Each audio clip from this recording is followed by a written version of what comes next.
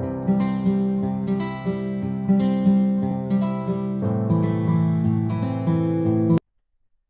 Student, Kansai GS for IAS PCS के channel पे आपका स्वागत है। आज हम स्टार्ट करने जा रहे हैं आरएएस प्रीलिम्स के लिए प्रीलिम्स बूस्टर सीरीज। इसमें हम उन टॉपिक्स को कवर करेंगे जिनको प्रिपेयर करने में टाइम कम लगता है और एग्जाम में 1 से 2 क्वेश्चन हर टॉपिक से मिल जाते हैं।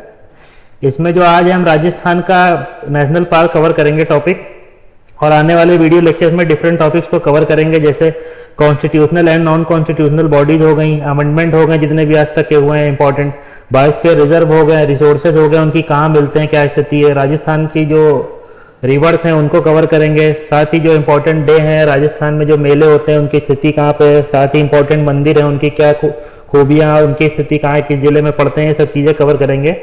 ये सारे टॉपिक जो है प्रीलिम्स जो सीरीज है इसमें कवर करेंगे, और ये जो सीरीज है ये प्रीलिम्स तक की चलती रहेगी जो 1 अक्टूबर के होने वाला है।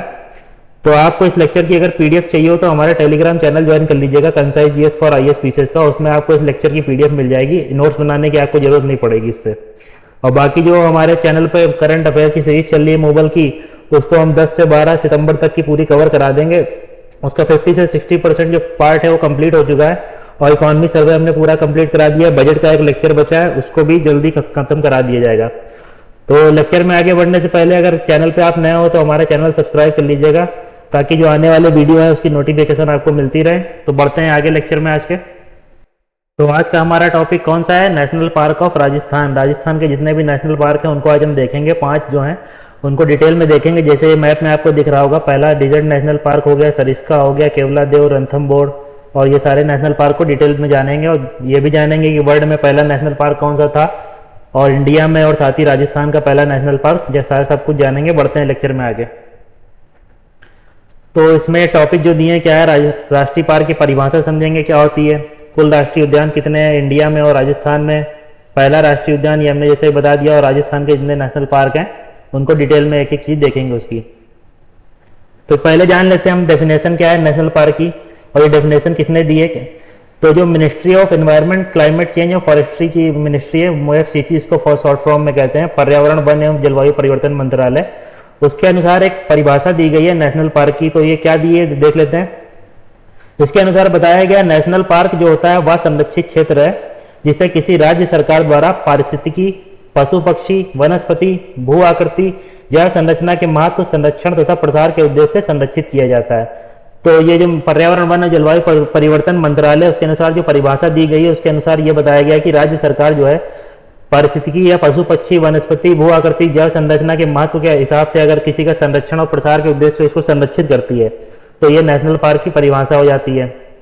वाइल्ड लाइफ प्रोटेक्शन एक्ट के तहत दिया गया है कि कौन राज्य सरकार या केंद्र सरकार कौन राष्ट्रीय पार्क घोषित करती है। तो इसमें दिया है वाइल्ड लाइफ प्रोटेक्शन एक्ट जो 1972 में आया था। यही ध्यान रख लीजिएगा, कभी कभी स्टेट लेवल एग्जाम में यही पूछ लेते हैं कि कब आया था। तो 1972 में आया था। इसको वन्यजीव संरक्षण अधिनियम हिंदी में कहते हैं। राज्य सरकार को नेशनल पार्क घोषित करने की शक्ति देता है कौन सा? Wild life protection act 1972। केंद्र सरकार भी कुछ परिस्थितियों में नेशनल पार्क घोषित करता है। तो इसका मेन क्या निकला है इसका निष्कर्ष कि नेशनल पार्क जो है चाहे सेंट्रल गवर्नमेंट हो या स्टेट गवर्नमेंट दोनों घोषित कर सकते हैं। तो ये ध्यान में रखिएगा। तो वाइल्ड लाइफ प्रोटेक्शन एक्ट 1972 के तहत जो राष्ट्रीय पार्क घोषित करने का जो है कौन कौन कर सकते हैं? केंद्र सरकार और राज्य सरकार दोनों कर सकती हैं। और ये जो नेशनल पार्क है वो IUCN की एक कैटेगरी होती है कई 5 प्रकार की। तो उसमें श्रेणी 2 के अंतर्गत इसको रखा जाता है, किसको? नेशनल पार्क को। तो ये ध्यान में रखिएगा, IUCN की कैटेगरी 2 के अंतर्गत नेशनल पार्क को रखा जाता है। तो ये ध्यान में रखिएगा। नेक्स्ट देखते हैं, इंडिया में कितने नेशनल पार्क हैं वर्तमान समय में? तो ये दिया 106 राष्ट्रीय पार्क हैं वर्तमान समय में। और जो 106वां राष्ट्रीय उद्यान बनाया गया है वो कौन सा है? रायमोना राष्ट्रीय उद्यान। तो 106वें नंबर का जो राष्ट्रीय उद्यान बनाया गया वो कौन है? रायमोना राष्ट्रीय उद्यान। स्थित कहाँ है ये? तो असम में स्थित है। तो ये ध्यान में रखिएगा। तो 106 नंबर का राष्ट्रीय उद्यान किसको बनाया गया? रायमोना राष्ट्रीय उद्यान, जिसकी स्थिति कहाँ पे? असम में। ये चीज ध्यान रखिएगा। और दुनिया का जो पहला राष्ट्रीय पार्क है तो वो कौन सा है दुनिया का पहला राष्ट्रीय पार्क? तो येलोस्टोन नेशनल पार्क जो पड़ता है अमेरिका में, वो है दुनिया का पहला राष्ट्रीय पार्क। तो ये ध्यान में रख सकते हैं आप। अगर आपसे क्वेश्चन पूछे दुनिया का पहला राष्ट्रीय पार्क कौन सा था, येलोस्टोन नेशनल पार्क 1872 में इसका गठन हुआ था। और ये स्थित कहाँ है? तो USA में स्थित है। तो ये ध्यान रखिएगा। और भारत का पहला कौन सा राष्ट्रीय उद्यान था? तो भारत का पहला राष्ट्रीय उद्यान जिम कॉर्बेट नेशनल पार्क था, जिसको स्थापना कब हुई थी? 1936 में। तो भारत का जो पहला राष्ट्रीय उद्यान है उसका क्या नाम है? जिम कॉर्बेट नेशनल पार्क, जिसकी स्थापना हुई थी 1936 में। और इसका पहले नाम क्या था, हैली नेशनल पार्क। तो इसको हैली नेशनल पार्क से नाम से भी जाना जाता था पूर्व में। तो वर्तमान में इसको जिम कॉर्बेट नेशनल पार्क कहते हैं। 1936 में इसका गठन हुआ था और ये भारत का पहला राष्ट्रीय उद्यान है, इतनी चीज में ध्यान रखिएगा। और राजस्थान का अगर प्रथम राष्ट्रीय उद्यान की बात करें तो कौन सा था? तो राजस्थान का जो प्रथम राष्ट्रीय उद्यान है वो है रणथंभौर राष्ट्रीय पार्क, जिसका गठन हुआ 1980 में। तो रणथंभौर राष्ट्रीय पार्क जो राजस्थान का प्रथम राष्ट्रीय उद्यान है, जिसका गठन कब हुआ था? तो 1980 में इसका गठन हुआ था रणथंभौर नेशनल पार्क का। तो ये चीज ध्यान में रखिएगा। ये मैप में आप देख सकते हैं डिफरेंट राष्ट्रीय पार्क जो है इंडिया के दिए हुए हैं। जैसे जम्मू कश्मीर में सिटी फॉरेस्ट हो गया, दाचीगाम हो गया, और ये लद्दाख में हेमिस हो गया, हिमाचल में ये सब पार्क के नाम दिए हैं। ये जब मैं पीडीएफ अपलोड करूंगा तो एक बार इसको ओवरव्यू नज़र में देख लीजिएगा, सारे याद करने की जरूरत नहीं है, ऐसे एक बार ओवरव्यू ले लीजिएगा इसका। नेक्स्ट देखते हैं, नेक्स्ट टॉपिक पे। पहले राष्ट्रीय उद्यान की बात करते हैं। राजस्थान का पहला राष्ट्रीय उद्यान कौन सा था? रणथंभौर राष्ट्रीय उद्यान। जैसा अभी हमने देखा, गठन कब हुआ था? तो 1980 में। ये राज्य का पहला राष्ट्रीय उद्यान है, ये हमने पढ़ लिया। इसकी स्थिति कहाँ पे? तो कहाँ पे स्थित है ये? तो सवाई माधोपुर जिला जो है, सवाई माधोपुर जिले में इसकी स्थिति है। किसकी? रणथंभौर राष्ट्रीय उद्यान की। और ये अरावली पर्वतमाला से घिरा हुआ पड़ता है। तो ये ध्यान में रखिएगा। कहाँ पे स्थित है रणथंभौर नेशनल पार्क? तो ये ध्यान में रखिएगा, सवाई माधोपुर जिले में स्थित है और अरावली पर्वतमाला से घिरा हुआ है। अपनी खूबसूरती, विशाल परिक्षेत्र और बाघों की मौजूदगी के वजह से क्या है? विश्व प्रसिद्ध है। तो किस लिए विश्व प्रसिद्ध है? बाघों की मौजूदगी के लिए विश्व प्रसिद्ध है। इसमें प्रजातियां जो है बाघ के अलावा कौन कौन सी मिलती हैं? तो हिरन एक प्रजाति है, चीतल भी मिलता है यहाँ पे, तेंदुआ भी पाया जाता है, स्लोथ बियर, ये गलत लिख गया है, स्लोथ लिखा है, स्लोथ बियर भी यहाँ पे पाया जाता है। तो बाघ के अलावा कौन कौन सी प्रजाति पाई जाती है? तो हिरन पाया जाता है, चीतल, तेंदुआ, स्लोथ बियर पाया जाता है, और बाघों की मौजूदगी की वजह से विश्व प्रसिद्ध है। ये चीज ध्यान में रखिएगा। सवाई माधोपुर जिले में स्थित है। 1980 में इसका गठन हुआ था रणथंभौर राष्ट्रीय उद्यान का। तो ये चीज ध्यान रखिएगा, अरावली पर्वतमाला से घिरा हुआ है। तो यहाँ कुछ टाइमलाइन दी गई है। जैसे जो रणथंभौर राष्ट्रीय उद्यान है, इसको 1955 में क्या हुआ था? वन्यजीव अभ्यारण्य घोषित किया गया था। कब? 1955 में इसको वन्यजीव अभ्यारण्य घोषित किया गया था। और 1973 में क्या हुआ था? प्रोजेक्ट टाइगर के तहत इसको बाघ संरक्षण का दर्जा भी दे दिया गया था। 55 में वन्यजीव अभ्यारण्य घोषित किया गया। 1973 में इसको प्रोजेक्ट टाइगर के तहत बाघ संरक्षण का दर्जा दिया गया। 1980 में इसको राष्ट्रीय उद्यान का दर्जा दिया गया, इसीलिए मैंने ऊपर 1980 लिख के रखा है। तो 1980 में राष्ट्रीय उद्यान बन गया। और 1984 में क्या होता है कि समीपवर्ती जंगल को सवाई मानसिंह अभ्यारण्य और केलादेली अभ्यारण्य घोषित किया जाता है। तो इसके आसपास का जो जंगल है, रणथंभौर राष्ट्रीय उद्यान के आसपास का जंगल, उसको 1984 में क्या कर देते हैं? सवाई मानसिंह अभ्यारण्य बना दिया जाता है और केलादेवी अभ्यारण्य घोषित कर दिया जाता है। फिर 1991 में इसका विस्तार कर दिया जाता है। जो आसपास के क्षेत्र को अभ्यारण्य घोषित किया गया था, कौन कौन सा? मानसिंह अभ्यारण्य, सवाई मानसिंह अभ्यारण्य, केला देवी अभ्यारण्य घोषित जो किया गया था, उसका विस्तार कर दिया जाता है 1991 तक। तो ये भी इसके अंडर में ले आए जाते हैं रणथंभौर राष्ट्रीय उद्यान के अंतर्गत। तो ये ध्यान रख लीजिएगा। नेक्स्ट देखते हैं, नेक्स्ट कौन सा राष्ट्रीय उद्यान है दूसरे नंबर का? वो पहला हो गया रणथंभौर, ये दूसरा है केवलादेव राष्ट्रीय उद्यान। गठन कब हुआ? 1981 में। तो केवलादेव राष्ट्रीय उद्यान का गठन कब हुआ अगर ये पूछ ले आपसे? तो 1981 में हुआ। स्थिति कहाँ पे स्थित है? तो भरतपुर जिला ध्यान में रखिएगा। और पिछला वाला कहाँ पे स्थित था? तो पिछला वाला सवाई माधोपुर जिले में स्थित था रणथंभौर। ये दूसरा कहाँ पे केवलादेव राष्ट्रीय उद्यान? तो ये भरतपुर जिले में स्थित है। यहाँ पे क्या है? ये जो पड़ता है राजस्थान का अर्ध शुष्क क्षेत्र में, यहाँ अर्थ लिखा है, सॉरी, अर्ध शुष्क जिले में पड़ता है। अर्ध शुष्क और घनी वनस्पति वाला एक मानव निर्मित वन क्षेत्र है। तो ये किस तरह का है? मैनमेड है। जो केवलादेव राष्ट्रीय उद्यान है मानव निर्मित वन क्षेत्र है, और वनस्पति बहुत ज्यादा समृद्ध होने के कारण इसे क्या कहते हैं? घाना पक्षी विहार भी कहते हैं। तो यहाँ वनस्पति बहुत घनी पाई जाती है, इस चक्कर में इसको क्या कहते हैं? घाना पक्षी विहार भी कहते हैं। यहाँ पे प्रजातियां कौन कौन सी मिलती हैं? तो देख लेते हैं। साइबेरियन क्रेन, जिसको सफेद सारस भी कहते हैं, और इस सबसे ज्यादा प्रसिद्ध इसीलिए साइबेरियन क्रेन के लिए सर्वाधिक प्रसिद्ध है। जैसे इमेज में देख रहे होंगे, यही है साइबेरियन क्रेन। तो इसके लिए सर्वाधिक प्रसिद्ध है ये कौन सा? केवलादेव राष्ट्रीय उद्यान। इसके साथ ही यहाँ पे सियार, सांबर, नील गाय, जंगली बिल्लियां, लकड़बग्घे, जंगली सुअर, शाही जैसे जीव भी देखे जा सकते हैं। तो इसमें मेन फोकस इसमें रखना है, साइबेरियन क्रेन के लिए प्रसिद्ध है। साथ ही इसमें सियार, सांबर, नील गाय, जंगली बिल्लियां, लकड़बग्घे, जंगली सुअर, शाही जैसे जीव भी देखे जा सकते हैं। यहाँ पे एक पॉइंट है पाइथन पॉइंट जिसको कहते हैं, जहाँ पे अजगर देखे जा सकते हैं। तो ये भी दिया इसमें, यहाँ के पाइथन पॉइंट पे अजगर देखे जा सकते हैं। और ये जो पार्क है जल अजान बांध से प्राप्त होता है। ये पार्क है, इसको जल कहाँ से प्राप्त होता है? अजान बांध से यहाँ इस पार्क को जल प्राप्त होता है। तो ये ध्यान में रखिएगा। केवलादेव राष्ट्रीय उद्यान और ये जो चिल्का लेक है, इसको क्या हुआ? 1981 में रामसर स्थलों के रूप में भी मान्यता दी गई थी। तो ये चीज ध्यान में रखिएगा। केवलादेव राष्ट्रीय उद्यान और चिल्का झील जो है, इसको 1981 में क्या हुआ था कि रामसर स्थल के रूप में भी मान्यता दी गई थी। तो ये ध्यान रख सकते हैं आप। इसकी टाइमलाइन देख लेते हैं। 1956 में क्या हुआ? इसको अभ्यारण्य का दर्जा दिया गया केवलादेव राष्ट्रीय उद्यान को। फिर 1981 में राष्ट्रीय उद्यान घोषित कर दिया गया और 1985 में इसको क्या किया, विश्व प्राकृतिक धरोहर की सूची में भी शामिल किया गया यूनेस्को की। तो ध्यान क्या क्या रखना है, 56 में इसको अभ्यारण्य दर्जा मिला, 81 में राष्ट्रीय उद्यान घोषित हुआ और 1985 में, मेन चीज ये ध्यान रखिएगा, 1985 में इसको विश्व प्राकृतिक धरोहर सूची में शामिल किया गया यूनेस्को की। तो मेन चीज ये ध्यान में रखिएगा, 1985 में विश्व प्राकृतिक धरोहर सूची में इसको शामिल किया गया, केवलादेव राष्ट्रीय उद्यान को, जो यूनेस्को की सूची होती है। तो इसको ध्यान में रख लीजिएगा। आगे बढ़ते हैं, डेजर्ट नेशनल पार्क, ये तीसरे नंबर का नेशनल पार्क हो गया हमारा। डेजर्ट नेशनल पार्क 1992 में स्टेब्लिश हुआ। ये कहाँ पे स्थित है, तो राजस्थान के जैसलमेर और बाड़मेर के भीतर भारत की पश्चिमी सीमा पर स्थित है। तो ये कहाँ पे स्थित है, जैसलमेर और बाड़मेर के क्षेत्र में पड़ता है और भारत के पश्चिमी सीमा पर स्थित है। तो ये ध्यान में रखिएगा। और पश्चिमी सीमा क्योंकि राजस्थान का जो पश्चिमी क्षेत्र है वो थार रेगिस्तान के अंतर्गत आता है, वहीं पे डेजर्ट नेशनल पार्क है। तो थार रेगिस्तान के पारिस्थितिकी तंत्र का एक उत्कृष्ट उदाहरण है यह डेजर्ट नेशनल पार्क। क्षेत्रफल ये दिया हुआ है 3162, ध्यान रखने की जरूरत नहीं है, जिसमें से 1900 वर्ग किलोमीटर जितना है, ये सब ध्यान में रखने के लिए बस इतना ध्यान में रखिएगा। इसमें क्या, इसका जो बड़ा क्षेत्र है डेजर्ट नेशनल पार्क का, वो जैसलमेर जिले में स्थित है और बाड़मेर में उससे छोटा क्षेत्र स्थित है। तो सर्वाधिक कहाँ पे इसका विस्तार है, तो जैसलमेर जिले में इसका विस्तार है सर्वाधिक, ये ध्यान में रख सकते हैं डेजर्ट नेशनल पार्क का। और दूसरे नंबर पे बाड़मेर में, और स्थित कहाँ पे, जैसलमेर बाड़मेर दोनों में। तो ध्यान में रखिएगा। यह एकमात्र स्थान है जहाँ पे क्या पाया जाता है, राजस्थान का राज्य पक्षी भी पाया जाता है। राज्य पक्षी कौन सा है, ग्रेट इंडियन बस्टर्ड है राजस्थान का, ये ध्यान में रखिएगा। राजस्थान का राज्य पशु भी पाया जाता है इस पार्क में, जो चिंकारा है राज्य पशु। राज्य वृक्ष भी पाया जाता है राजस्थान का, जो खेजड़ी है। साथ ही राज्य फूल जो राजस्थान का है, रोहिड़ा, ये भी पाया जाता है। तो यहाँ पे राजस्थान का राज्य पक्षी, राज्य पशु, राज्य वृक्ष और राज्य फूल चारों पाए जाते हैं। ये एकमात्र ऐसा पार्क है, कौन सा, डेजर्ट नेशनल पार्क, जहाँ पे सारे प्राकृतिक रूप से पाए जाते हैं।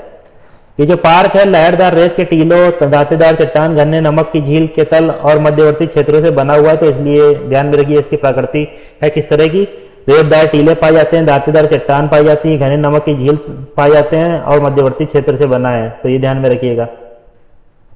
आगे देखते हैं डेजर्ट नेशनल पार्क के बारे में। डेजर्ट नेशनल पार्क में क्या है, 180 मिलियन पूर्व जानवरों और पौधे के जीवाश्म का भी संग्रह है यहाँ पे। तो इस नेशनल पार्क में क्या है, 180 मिलियन पूर्व पुराने जानवरों पौधों के जीवाश्म का भी संग्रह है और 6 मिलियन वर्ष पूर्व डायनासोर के भी कुछ जीवाश्म पाए जाते हैं इस नेशनल पार्क में। तो डेजर्ट नेशनल पार्क में डायनासोर के भी कुछ जीवाश्म पाए जाते हैं, साथ ही यहाँ पुराने जानवर और पौधे के जीवाश्मों का भी संग्रह प्राप्त होता है। समय रेखा देख लेते हैं, टाइमलाइन। तो 1980 में इसको यूनेस्को की विश्व धरोहर स्थल में भी शामिल किया गया था डेजर्ट नेशनल पार्क को, और 1992 में इसको क्या मिला, राष्ट्रीय उद्यान का दर्जा। तो ये ध्यान में रखिएगा। 1980 में यूनेस्को विश्व धरोहर स्थल में इसको नामित किया गया और 1992 में राष्ट्रीय उद्यान का दर्जा मिला। वन्य जीव देख लेते हैं यहाँ पे कौन कौन से पाए जाते हैं। तो अत्यधिक लुप्त प्राय जो वन्य जीव है ग्रेट इंडियन बस्टर्ड, जैसे हमने अभी देख लिया। जो दुनिया के सबसे भारी उड़ने वाले पक्षियों में से एक है कौन, ग्रेट इंडियन बस्टर्ड, को भी यहाँ देखा जा सकता है। सर्दियों में पार्क हिमालय और यूरेशियन गिफ्रॉन गिद्ध, पूर्वी इंपीरियल ईगल, सेकर फॉल्कन जैसे प्रवासी शिकारी पक्षियों की एक अविश्वसनीय विविधता की मेजबानी करता है यह पार्क में काले हिरण, चिंकारा, रेगिस्तानी लोमड़ी जैसे विभिन्न प्रजाति के जानवर देखे जा सकते हैं। तो यहाँ क्या क्या मिलता है, यूरेशियन गिफ्रॉन गिद्ध भी पाया जाता है, पूर्वी इंपीरियल ईगल भी पाया जाता है, सेकर फॉल्कन भी पाया जाता है, ये सब प्रवासी पक्षी हैं। और पार्क के अंदर चिंकारा हो गया, काला हिरण हो गया, रेगिस्तानी लोमड़ी हो गई, विभिन्न प्रजाति के और भी जानवर पाए जाते हैं। तो ये ध्यान में रखिएगा। 1980 में विश्व धरोहर स्थल का दर्जा मिला, 92 में राष्ट्रीय उद्यान भी बना और ये सब वन्य जीव पाए जाते हैं। और यहाँ के जो आसपास का क्षेत्र है जो देखने लायक है, जो आते हैं पर्यटक घूमने उनके लिए इंपॉर्टेंट है। देखने लायक जो निकटवर्ती स्थान है यहाँ पे क्या है, अकाल वुड फॉसिल पार्क है और सैम सैंड्स ड्यून्स और जैसलमेर का किला, ये सब देखने लायक इसके आसपास के इलाके हैं। तो ये ध्यान में रख सकते हैं आप। नेक्स्ट देखते हैं सरिस्का राष्ट्रीय उद्यान। नेक्स्ट क्या है, सरिस्का राष्ट्रीय उद्यान। ये कहाँ पे स्थित है सरिस्का राष्ट्रीय उद्यान, तो अलवर जिले में, राजस्थान के अलवर जिले में सरिस्का राष्ट्रीय उद्यान स्थित है। तो ये ध्यान में रखिएगा। सरिस्का राष्ट्रीय उद्यान क्या है, देश के सबसे अधिक देखे जाने वाले राष्ट्रीय उद्यानों में से एक है। मुख्य आकर्षण यहाँ पे क्या है, तो बंगाल टाइगर। मुख्य आकर्षण केंद्र यहाँ का क्या है, तो बंगाल टाइगर यहाँ के प्रसिद्ध है, मुख्य आकर्षण केंद्र है यहाँ का। पार्क जो है 273 वर्ग किलोमीटर में स्थित है। यहाँ पे पहाड़, घास के मैदान, शुष्क पर्णपाती जंगल, अरावली पर्वतमाला की चट्टानों में फैला हुआ है। तो ये सब देख लीजिएगा। बाघ के अलावा यहाँ पे क्या क्या पाया जाता है इस उद्यान में, तो तेंदुआ, जंगली कुत्ता, जंगली बिल्ली, लकड़बग्गा, सियार। तो ये आपको हर जगह मिल जाएंगे, जंगली कुत्ता, जंगली बिल्ली, लकड़बग्गा, सियार। ध्यान क्या रखना है, कौन से? बंगाल टाइगर के लिए प्रसिद्ध है। ये जो मांसाहारी सब जानवर है किसका किसका शिकार करते हैं इस पार्क में? तो सांबर हो गया, चीतल हो गया, नीलगाय हो गया, जंगली सुअर हो गया, लंगूर जैसे शिकारी जो प्रजाति है इनका शिकार किया जाता है, तो ये ध्यान में रखिएगा। तो सरिस्का राष्ट्रीय उद्यान किस जिले में स्थित है? अलवर जिले में, ये ध्यान में रखिएगा। बस इसकी टाइमलाइन देख लेते हैं। 1995 में इसको अभ्यारण्य घोषित किया गया, 1979 में प्रोजेक्ट टाइगर के तहत इसको टाइगर रिजर्व बना दिया गया और 1990 में क्या हुआ? राष्ट्रीय वन्य जीव अभ्यारण्य को राष्ट्रीय उद्यान में उन्नत किया गया। तो 1990 में राष्ट्रीय उद्यान बना, 1979 में प्रोजेक्ट टाइगर के अंतर्गत इसको लाया गया और 1955 में वन्य जीव अभ्यारण्य घोषित किया गया। बाघ के अलावा यहाँ पे तेंदुआ, जंगली कुत्ते, जंगली बिल्ली, लगड़बग्गा, सियार पाए जाते हैं, सांबर, चीतल, नीलगाय, जंगली सुअर, लंगूर ये सब भी पाए जाते हैं। आगे देखते हैं। सरिस्का राष्ट्रीय उद्यान जो है बंगाल टाइगर के अलावा यहाँ पे जो रीसस बंदर है उनकी बड़ी आबादी के लिए जाना जाता है। तो रीसस बंदर जो है उनकी बड़ी आबादी के लिए भी इसको जाना जाता है। जो रीसस बंदर है वो ताल वृक्ष के आसपास बड़ी संख्या में पाए जाते हैं यहाँ पे, तो ये ध्यान में रखिएगा। पक्षी जगत को भी समृद्ध और विविध पक्षी जीवन के साथ अच्छी तरह से दर्शाया गया यहाँ पे। इनमें कौन कौन से पक्षी पाए जाते हैं यहाँ पे? मोर हो गया, ग्रे पॉर्टिज हो गया, बुश हो गया, बटेर हो गया, sand grouse, tree pie, golden backed woodpecker, crested serpent eagle, great Indian horned उल्लू शामिल हैं। तो कौन कौन से ग्रेट इंडियन हॉर्न्ड उल्लू का नाम ध्यान में रख लीजिएगा इसमें? क्रेस्टेड सर्पल ईगल का, गोल्डन बैक्ड बुक पेकर का, बाकी अगर ध्यान रखना तो ग्रे पॉर्टिज का नाम ध्यान रख लीजिएगा, बटेर और मोर का नाम हटा दीजिएगा। ये सब चीजें यहाँ पे पाए जाते हैं पक्षियां यहाँ पे। इसके देखने लायक आसपास का जो स्थान जो फेमस है, कौन कौन टूरिस्ट के लिए फेमस स्थान है यहाँ पर? तो प्राकृतिक स्थानों में फेमस है यहाँ पे सिलीसेड झील, जयसमन झील, गरबाजी झरना। तो प्राकृतिक स्थानों में ये तीन चीज फेमस है, जयसमन झील हो गई, गरबाजी झरना और सिलीसेड झील। धार्मिक स्थान इसके पार के आसपास कौन सा फेमस है? तो नीलकंठ मंदिर पड़ता है जो 6वीं शताब्दी में निर्मित किया गया था। इस मंदिर में किसकी? कामुक मूर्तियों का संग्रह है। तो इस मंदिर में कामुक मूर्तियों का संग्रह है जो खजुराहो से मिलती जुलती हैं, तो इसलिए इंपॉर्टेंट हो जाता है यहाँ के धार्मिक स्थान। ऐतिहासिक स्थान अगर घूमने वाला जो है निकटवर्ती, तो वो है कांकवाड़ी किला। कांकवाड़ी किला भी देखा जा सकता है यहाँ पे घूमने के लिए, ऐतिहासिक स्थान है। 16वीं सदी का किला है ये, मूल रूप से जय सिंह द्वितीय द्वारा बनाया गया था। अगर आपसे कभी ये भी क्वेश्चन पूछ ले कि कांकवाड़ी किला किसके द्वारा बनाया गया था, जय सिंह द्वितीय द्वारा बनाया गया था और ये पार्क के केंद्र के पास स्थित है, तो इतनी चीज ध्यान में रखिएगा। नेक्स्ट देखते हैं, नेक्स्ट कौन सा पार्क है राष्ट्रीय पार्क? तो मुकुंदरा हिल्स दर्रा राष्ट्रीय उद्यान। तो नेक्स्ट क्या है? मुकुंदरा हिल्स दर्रा राष्ट्रीय उद्यान। तो ये कहाँ पे स्थित है? तो राजस्थान में कोटा और झालवाड़ मार्ग पर स्थित है। कहाँ पे? राजस्थान में के कोटा और झालवाड़ मार्ग पर स्थित है।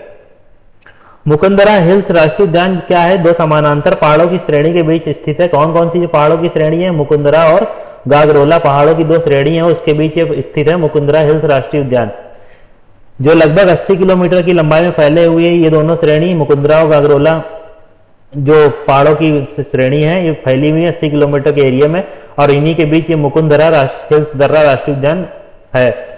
स्थानीय भाषा में दर्रा का अर्थ होता है पास, तो ये सबको पता होगा। स्थानीय लोगों द्वारा इसलिए बनाया गया था क्योंकि क्या होता है, यह स्थान जो है मराठों, राजपूतों और ब्रिटिश द्वारा युद्ध के दौरान एक दर्रे के रूप में कार्य करता था, इसलिए इसको बनाया गया था स्थानीय लोगों द्वारा।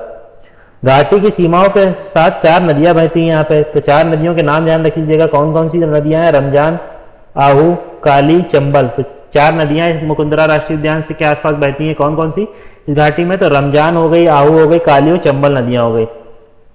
राष्ट्रीय उद्यान की टाइमलाइन देख लेते हैं। तो 1955 में ये जो दर्रा है इसको वन्यजीव अभ्यारण्य घोषित किया गया। फिर 2004 में इसको राष्ट्रीय उद्यान घोषित किया गया।